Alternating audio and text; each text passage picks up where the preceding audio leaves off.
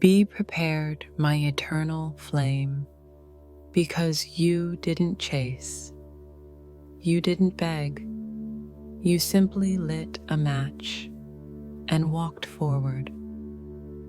And now, without a single word, he feels it. A subtle silence is echoing louder than any conversation.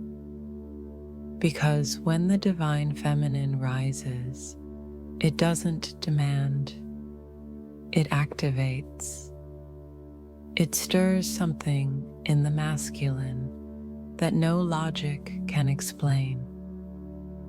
A remembrance, a reckoning, a choice. He's sitting in the dark, not because you abandon him, but because your light is now too bright to ignore.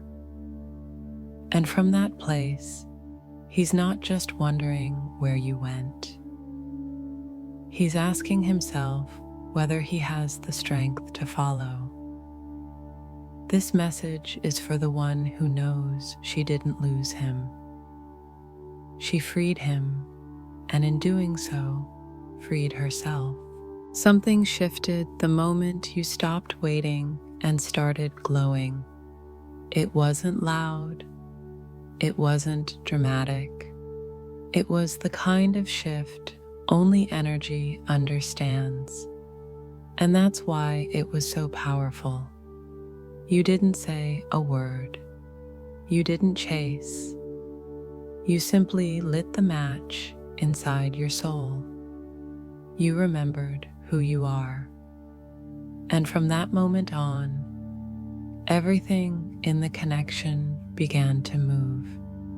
Even if he hasn't spoken, even if he's still distant, even if it looks like silence, your fire is echoing in the dark. Because that match you lit, it wasn't for him. It was for you. And the frequency of that inner blaze is now illuminating the very room he's sitting in, the emotional room he once kept locked, the one where he hid his fears, his longing, his truths, the room where he watched you from a distance, hoping you wouldn't leave, yet too afraid to step forward. Now there is light there, and he can't unsee it. He may not say anything, he may not come running, but he feels it. Do you understand what that means?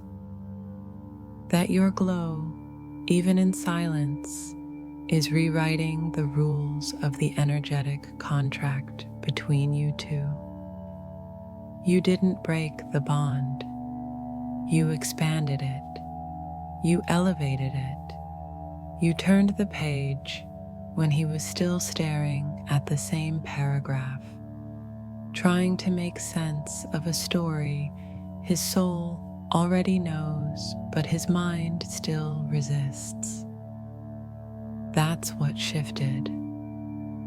It's not that he doesn't feel. It's that now he feels more, and that's what scares him. He used to be able to numb it.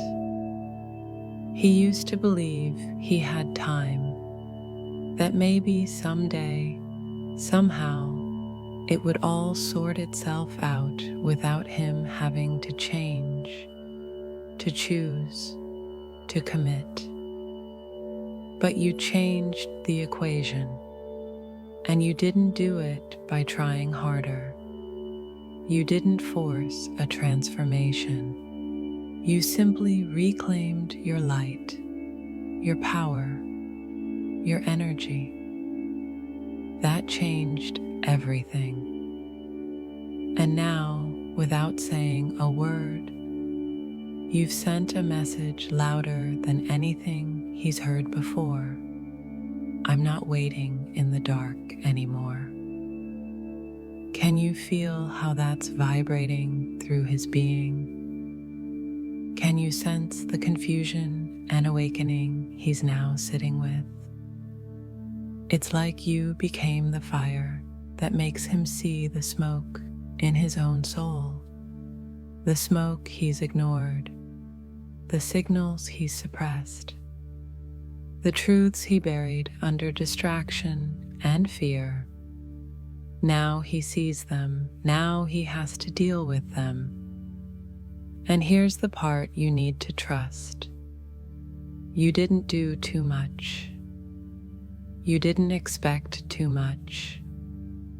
You didn't push. You activated. And activation doesn't beg. It invites. That's what your soul did. It invited his to rise. So if he's quiet right now, if he seems distant or even cold, don't misread it. He's not rejecting you. He's processing something his mind doesn't yet have language for. He's not hiding from you. He's hiding from the truth your energy is now making undeniable. Because you lit the match. And now the shadows have nowhere left to hide. You did something brave, divine feminine. You chose yourself without closing your heart. You chose love without abandoning your light. That's the shift. That's the new story. That's the beginning of something sacred. And even if he can't say it yet, he knows it. Don't let the silence fool you. It's not rejection. It's not indifference. It's not him forgetting you or moving on. It's a storm, a quiet one. But storms don't always come with thunder. Sometimes the most intense ones are the ones you don't see, only feel. And if you're feeling that strange pressure in your chest, that tightness in the energy between you, that unspoken weight, that's what this is. You see, when the divine masculine goes silent after you rise, it isn't because he doesn't care. It's because your light just revealed everything he tried not to feel, everything he buried, everything he avoided, everything he denied for far too long. And now it's surfacing all at once. He's not just quiet, he's overwhelmed. He's not ignoring you. He's watching you from a distance, unsure how to hold what he's finally seeing. Do you know what it feels like to look at the one you love and realize you're not yet the version of yourself who knows how to love her? That's what he's facing. This storm is inside him, not around you. It's the reckoning of a man who thought he had time, who thought your glow would wait for him to be ready, who thought that love could be paused while he sorted himself out. But now he sees that the clock he ignored was never ticking on your patience. It was ticking on his alignment. And now, divine feminine, the silence is full of noise. He hears his own thoughts louder than ever.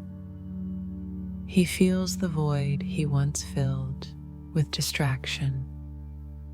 He sees how much of his life has been shaped by fear, not truth. And that's not easy to sit with, especially not when your energy so calm, so luminous, so alive, is calling him to rise. He's not answering yet, because he's still choosing if he's brave enough to hear the call. And yes, that hurts. But don't let the silence make you question your value. He's not avoiding you because you are too much. He's quiet because he knows you deserve more than half-truths. And right now, he's not sure if he can give anything whole. This is not rejection, it's hesitation. It's the pause before the leap, the space between fear and choice. Have you ever felt that space? That liminal moment where you know the next step changes everything, and so you freeze, not because you don't want it, but because you do. That's where he is. He sees the light. He hears the call. He feels the love.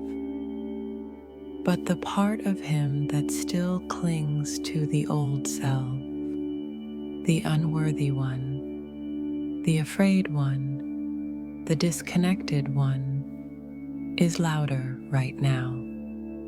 This is his storm, but your peace can still guide him through it.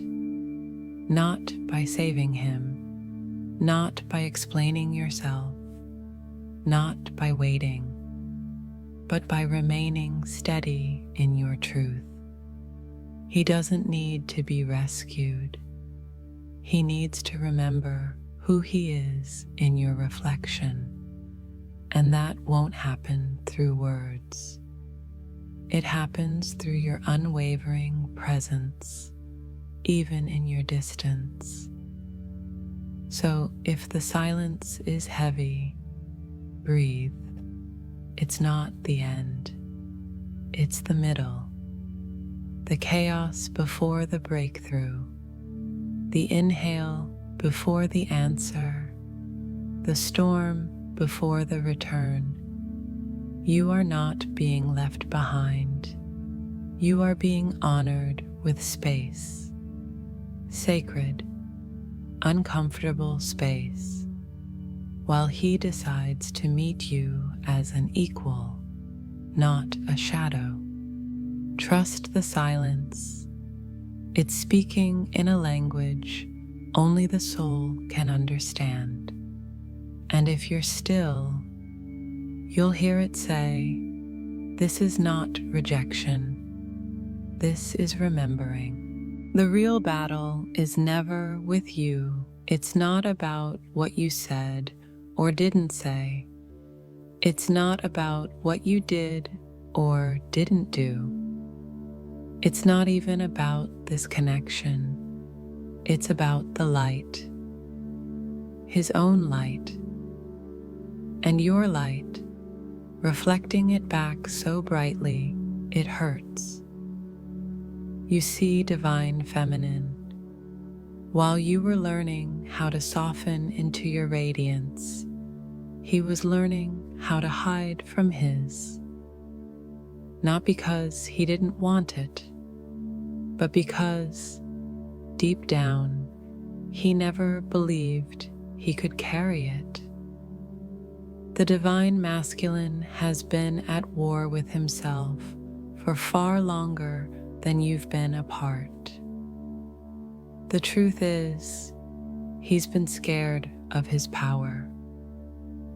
Because when a man has spent years living in survival, when he's been trained to suppress, to perform, to control, when he's been told that vulnerability is weakness and presence is optional, stepping into the light feels like death.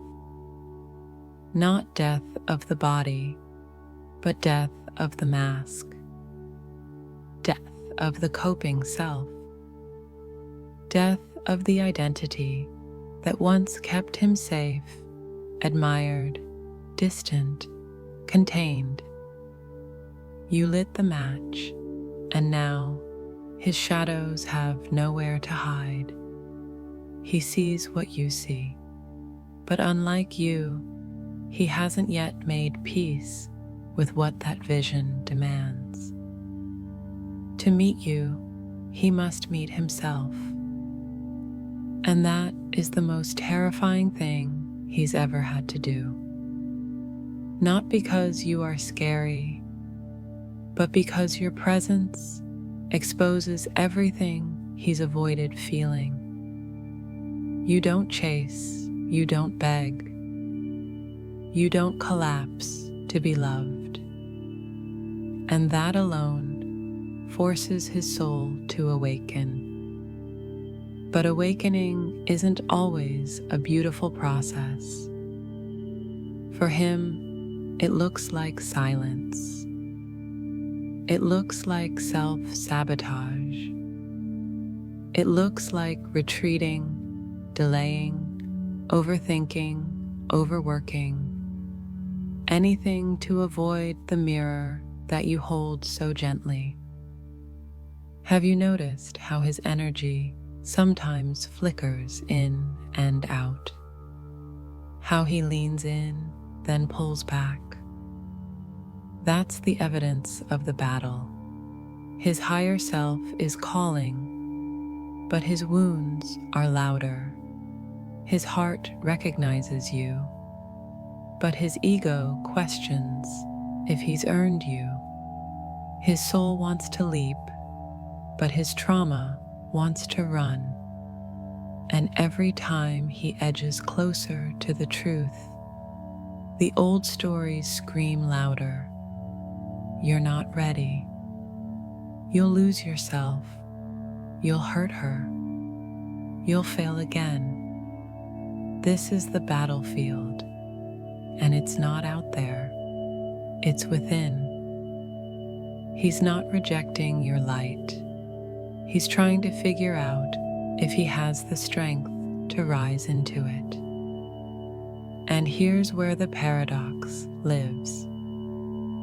Your love doesn't make him weak. It exposes the weakness he's been hiding. And not to shame him, but to heal him. That's why your softness is so disruptive. It's not passive. It's not small. It's not quiet. It's piercing because it's pure. And purity calls forth what's buried. Right now, you may feel like you're being punished for loving so purely. But what's really happening is that your love is rewiring his entire energetic foundation. It's unfamiliar, it's intense, and it's working. Even if he doesn't tell you, even if he doesn't know how to say it, even if he disappears for a while, don't assume nothing is happening. When a man battles the light, the silence is often sacred. It's the stillness before the embodiment. It's the rumble before the rise. So if you're asking, why hasn't he come forward? Why can't he just speak his truth? Why does he feel so close, yet so far? It's because the truth he wants to speak is still forming inside him. He doesn't just want to come back. He wants to come back different. Not as the version who fled, not as the version who doubted, but as the version who finally knows how to hold what you are, because he's learned to hold himself. So trust the process, even if it looks like absence. Trust the silence, even if it feels unfair. because inside of him there is a war ending, and after the battle there will be light. You were never meant to pause your light just because he couldn't hold it yet. And I know part of you thought that maybe dimming yourself would help him feel less overwhelmed, that maybe stepping back would make the path easier for him to walk, that shrinking a little might make the connection safer. But that's not the way sacred love works. You don't heal someone by making yourself smaller.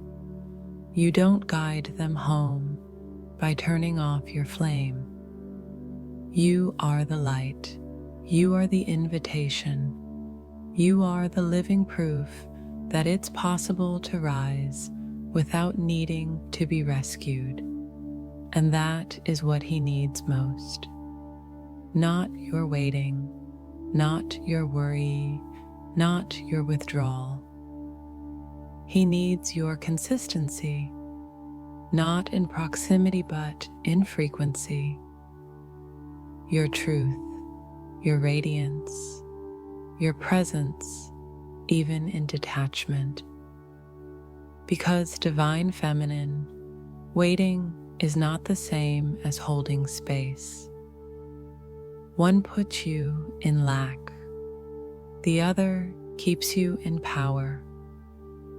When you wait, you freeze your growth for the potential of his return. But when you shine without waiting, you remain in movement, in trust, in alignment. And that's what calls him back stronger than any words ever could. Have you ever felt that internal conflict? The part of you that says, maybe I should slow down. Maybe I should give him space. Maybe I should stop showing how much I've grown because it might scare him. But who are you dimming for? Not him. You're dimming for your fear. The fear of being too far ahead. The fear of outgrowing the very connection that once felt like home. The fear that your expansion will be the reason he doesn't return. But the truth is, your expansion is the reason he can return. Because without your evolution, there's no new frequency to meet. Without your transformation, there's no new mirror to awaken him. You didn't come this far just to dim now. You didn't rise from the ashes to sit quietly in someone else's shadow. You are not meant to wait. You are meant to live. And in your living, you lead, even in silence, even from afar, even when he doesn't acknowledge it. Your light is working on him in ways you may never see. Every time you choose your path, every time you honor your soul, every time you let go without closing your heart, you become a lighthouse, unshakable, undeniable, and lighthouses don't chase ships. They stand, they glow, they guide, silently, steadily, faithfully. So no, this chapter is not about waiting, it's about anchoring. Anchoring into who you've become. Anchoring into the mission.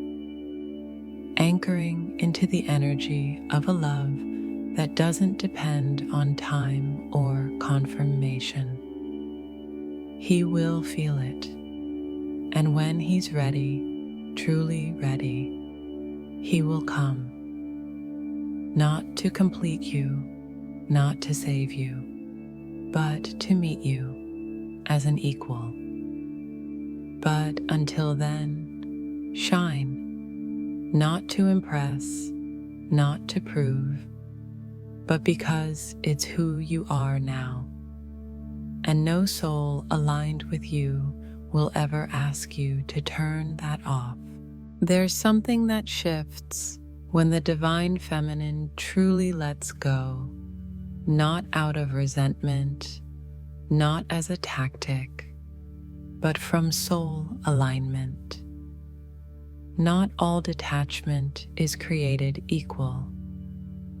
There's the detachment that screams, "I'm done with you." And there's the sacred detachment that whispers, "I've remembered who I am." And it's this second one that changes everything. Because when you finally stop pouring your energy into his process, when you stop orbiting around his delays, his silence, his avoidance, when you stop waiting for the moment he finally chooses love, and instead you choose yourself, the energy rebalances. You've felt it, haven't you? That strange stillness after you've cried it out, prayed it through, surrendered it all. It's not the stillness of apathy. It's the stillness of power. You're no longer fighting the invisible. You're no longer trying to control the outcome. You're simply living. And in that, you become magnetic. Because when the feminine detaches, not with bitterness, but with clarity, the masculine is confronted with the real choice, not a fantasy of who you were, not a version of you waiting in the background, but the real, present, untouchable you, who no longer waits for anything less than truth. He feels it instantly. Suddenly, the energy he used to lean on is gone. The comfort of knowing you were always around disappears. The signal of your constant emotional availability goes silent. And this isn't punishment, it's purification. It's the universe saying, "She's done energetically babysitting your awakening." Because the feminine's role was never to be the savior. She's the mirror. She's the call. And once she detaches, he either answers or the call ends. Divine Feminine, do you know how powerful your detachment is? It doesn't mean you don't care. It doesn't mean the connection is broken. It means the soul contract is changing because you've elevated. And from this new place, his excuses can't reach you. And that's when he has to choose. No more leaning on the fantasy. No more energetically feeding off your empathy. No more hiding in the comfort of your unconditional presence. He has to rise now, not because you told him to, not because you begged, but because the energy has shifted, and his soul can feel that if he doesn't step forward soon, he might lose the only sacred mirror that ever reflected his truth back to him. This is the moment of reckoning for the divine masculine. And the truth is, most of them only awaken when they realize she's no longer carrying the hope alone. When she detaches, the illusion of time collapses. When she detaches, the excuses echo louder in his own mind. When she detaches, the silence becomes unbearable, not for her, but for him. He begins to remember her laugh, her presence, her power.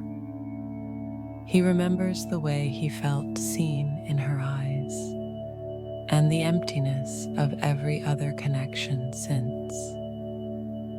And for the first time, the question isn't, is she waiting for me? It becomes, am I truly ready to meet her now? And this is the beauty of your release. You don't walk away in anger. You rise in radiance. You don't close your heart. You open your field to something higher. And that energy, that undeniable shift in you, is what forces the masculine to face himself in a way he never had to before. Because now, if he wants to be near you, he has to rise. Not pretend, not promise. Rise.